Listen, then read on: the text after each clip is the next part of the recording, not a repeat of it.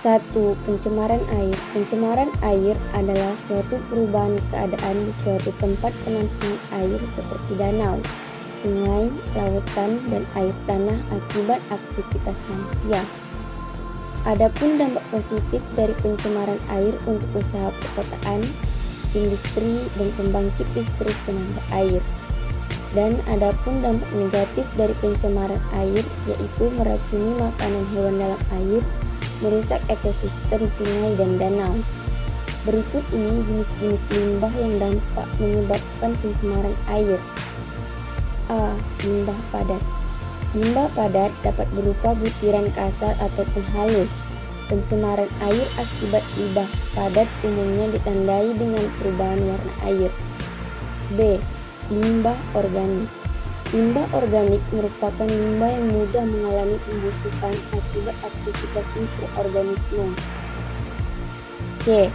Limbah cair. Limbah cair meliputi minyak atau sisa aktivitas industri yang sulit terurai. Limbah cair akan menutupi permukaan air sehingga air tidak layak konsumsi. D. Limbah kimia. Limbah kimia baik dari aktivitas rumah tangga maupun industri seperti deterjen, pestisida, pembersih lainnya sangat berbahaya bagi kelangsungan kehidupan. 2. Pencemaran udara.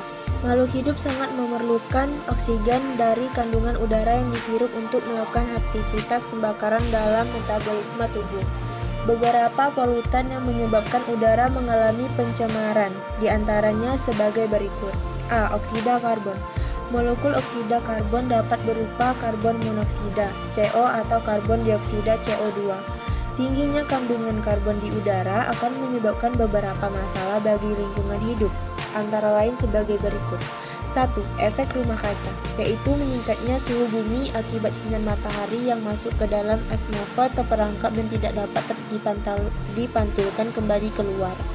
2. Infeksi saluran pernapasan, ISPA, yaitu infeksi pada saluran pernapasan akibat menghirup gas karbon yang sangat mematikan karena sel darah lebih sudah mengikat oksida karbon daripada oksigen. B. Klorofluorokarbon adalah suatu senyawa organik yang hanya mengandung karbon, klorin, dan fluorin yang diproduksi sebagai derivat volatil dari metana, etanol, dan propana. C. Oksida balerang. Oksida balerang secara alami disebabkan oleh aktivitas vulkanik gunung berapi. Oksida balerang yang terdapat di udara jika terkena air hujan akan menyebabkan turunnya hujan asam yang sangat korosif terhadap benda-benda di permukaan bumi. Hujan asam dapat membahayakan bagi lahan pertanian, dapat menyebabkan iritasi kulit bagi beberapa orang yang sensitif terdapat asam sulfur. B. Oksida nitrogen.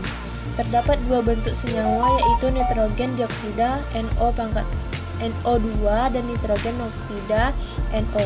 Nitrogen dioksida berwarna kecoklatan serta berbau tajam dan menyengat, sedangkan gas nitrogen monoksida tidak berwarna dan tidak berbau. E. Komponen organik volatil. Komponen organik volatil adalah senyawa kimia yang dipancarkan sebagai gas dari padatan atau cairan. Manfaat dari komponen organik volatil sebagai pengganti bahan bakar. Dampak negatif dari pencemaran udara micu terjadinya gangguan pernapasan seperti asma, ISPA, dan kanker paru-paru. 3. Pencemaran tanah. Ketika tanah mengalami kerusakan, produksi pangan akan mengalami gangguan akibat produksi pertanian semakin menurun. Penyebab pencemaran tanah antara lain limbah padat dan limbah cair. Limbah padat pencemaran tanah dapat berupa plastik, kaleng, logam, atau benda-benda yang lain yang tidak dapat diurai ketika masuk ke dalam tanah. Limbah cair yang dapat menyebabkan tanah tercemar dapat berasal dari aktivitas rumah tangga dan industri, misalnya deterjen dan oli bekas. Dampak positif pencemaran tanah, salinitas tanah akan meningkat, perkembangan vegetasi. Dampak negatif pencemaran tanah, munculnya berbagai penyakit, punahnya spesies, ledakan hama, perkembangan lingkungan.